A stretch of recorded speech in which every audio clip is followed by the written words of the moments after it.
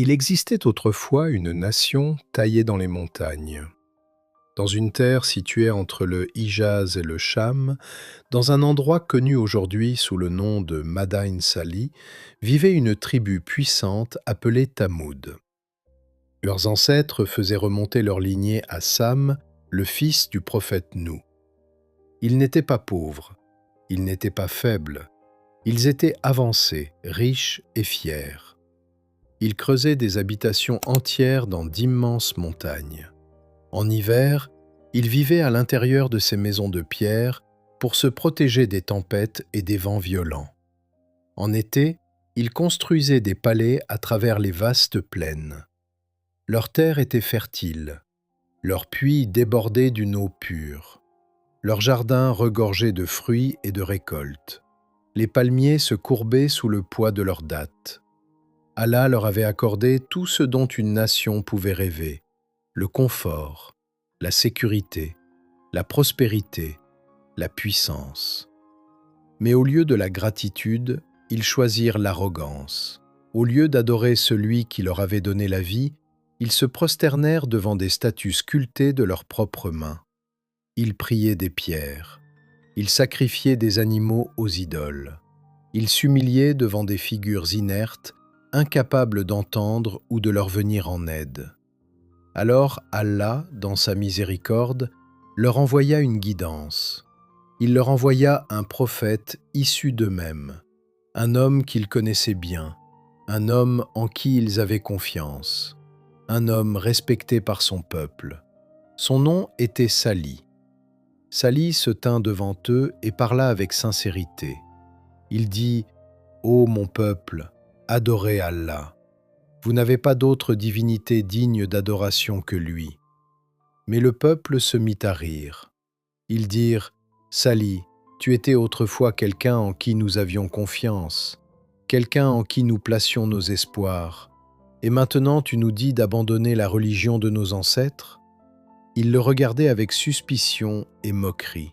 « Nous doutons profondément de ce à quoi tu nous appelles. » Mais Salih ne répondit pas par la colère. Il répondit par la patience. Encore et encore, il leur rappela les bénédictions qui les entouraient. Il dit: « Souvenez-vous lorsque Allah vous a fait successeur après le peuple de Had. Souvenez-vous comment il vous a établi dans cette terre. Vous bâtissez des palais dans les plaines et vous creusez des maisons dans les montagnes. Alors, rappelez-vous les bienfaits d'Allah et ne répandez pas la corruption sur la terre. » Il les mit en garde en évoquant les nations détruites avant eux. Il leur rappela leurs jardins, leurs sources, leur culture, leurs palmiers chargés de fruits. Il leur dit: « Craignez Allah et obéissez-moi. Ne suivez pas ceux qui répandent la corruption sur la terre. » Puis il leur donna de l'espoir. « Demandez pardon à votre Seigneur. Revenez vers lui. Mon Seigneur est proche et il répond à ceux qui l'invoquent. » Certaines personnes crurent, mais c'était pour la plupart les pauvres. Les dirigeants puissants refusèrent. Leur orgueil était trop lourd. Ils se moquaient de lui ouvertement. « Comment pourrions-nous suivre un homme comme nous ?» disaient-ils. « Si nous le suivions, nous serions certainement fous.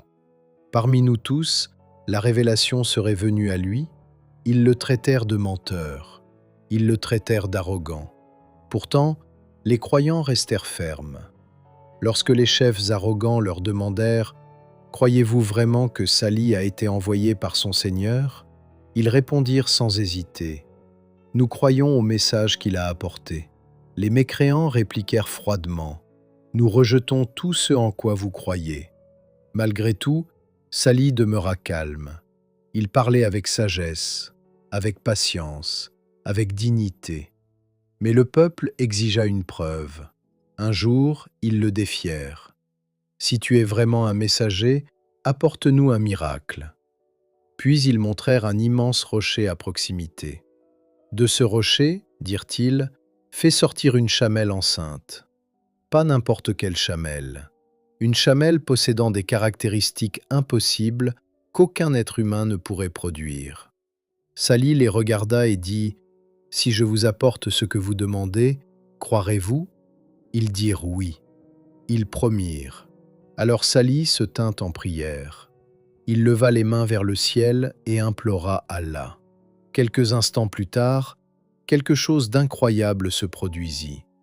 Le gigantesque rocher se fendit. De lui sortit une énorme chamelle enceinte, vivante, respirant. Un miracle vivant, un signe si clair qu'aucun cœur honnête ne pouvait le nier. Certaines personnes crurent immédiatement, mais la plupart refusèrent encore.